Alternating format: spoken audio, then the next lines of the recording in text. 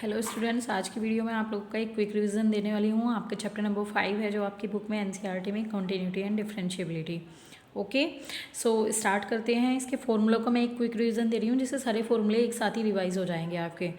So first formula is continuity at any point. अगर हमें किसी पॉइंट पे कंटिन्यूटी निकालनी होती है तो हम क्या करते हैं, उसका left hand limit and right hand limit को इक्वल दिखाते हैं, तब वो लिमिट हमारी एग्जिस्ट करती है। ठीक है, so the if left hand limit is equal to right hand limit is equals to value of the function at that point which is given already, then limit f x at left hand side is equals to limit fx at right hand side is equals to fa.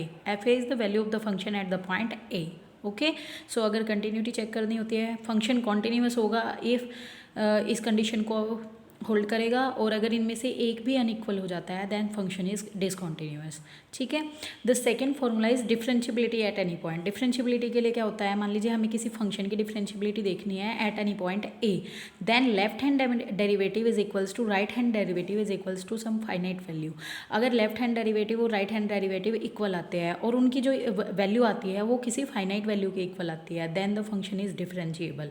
Okay, so condition ये होती है। और differentiability का formula, first principle of the differentiation is this, limit h tends to zero f a minus f a upon minus h is equals to limit h tends to zero f a plus h minus f a upon h, where a is the point where we check the differentiability and h is the limit value. Okay, अब आपके कुछ formulas आते हैं जो limit से direct apply करना है जी हमें, जिससे कि क्वेश्चन हमारा, क्योंकि हमारा एमसीक्यू बेस्ड क्वेश्चन आ रहा है, तो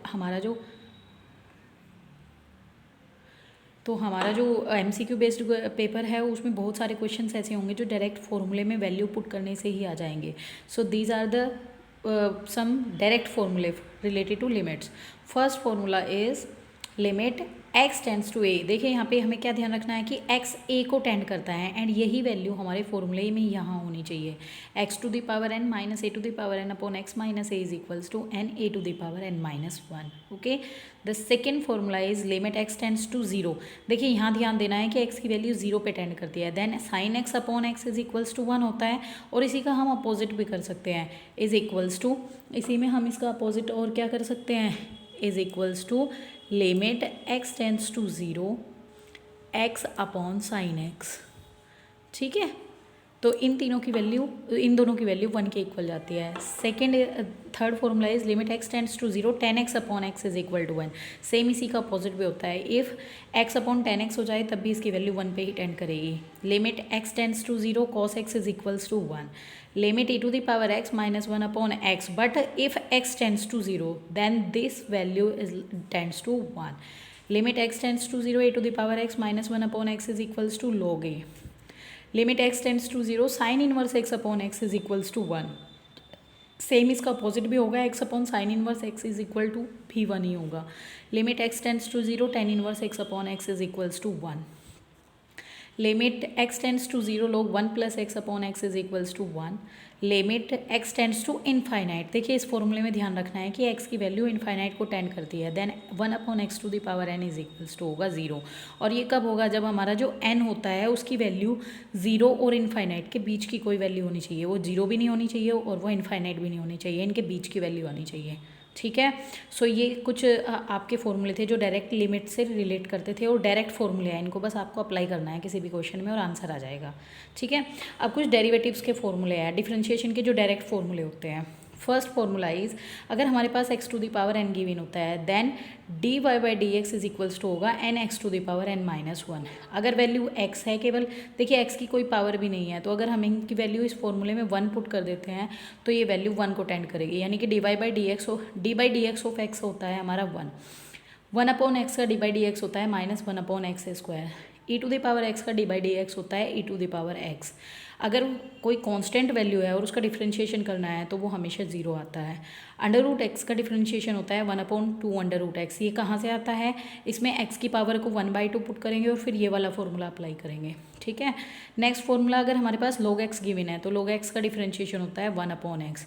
लेकिन अगर a to the power x where a is any constant value and x is the variable, then d by d x of a to the power x is equal to होता है a to the power x log a। Next formula, next formula is if y is equals to sine x, then sine x का differentiation cos x, and cos x का differentiation minus sine x, tan x का differentiation sec square x, and cot x का differentiation minus cosec square x, sec x का differentiation sec x tan x, and cosec x का differentiation minus का cosec x into cot x, sine inverse x का differentiation 1/√1 minus x square, और cos inverse x का differentiation same ही होता है जो साइन का होता है, बस उसमें माइनस आ जाएगा। टेन इनवर्स एक्स का डिफ्रेंशिएशन 1/1 प्लस एक्स स्क्वायर, तो कोट इनवर्स के डिफ्रेंशिएशन में इसी वैल्यू में केवल माइनस आ जाता है।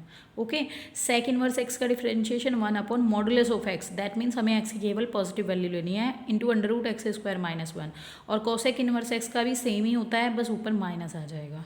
ठीक है, तो ये हमारा क्विक रिवीजन था। इसमें मैंने तुम्हारे 5th चैप्टर के सारे फॉर्मूले बता दिए हैं, इनको रिवाइज कर लो, स्क्रीनशॉट्स ले लो, जिससे कि सारे फॉर्मूले एक साथ हो जाए। बहुत सारे क्वेश्चन डायरेक्ट फॉर्मूलों पर बेस्ड होते हैं, तो इससे आपको बहुत हेल्प हो जाएगी। अभी नेक्स्ट वीडियो में मैं आपके 5th चैप्टर का एक्सरसाइज वाइज रिवीजन डाल दूँगी शॉर्ट्स में। ठीक है, थैंक यू।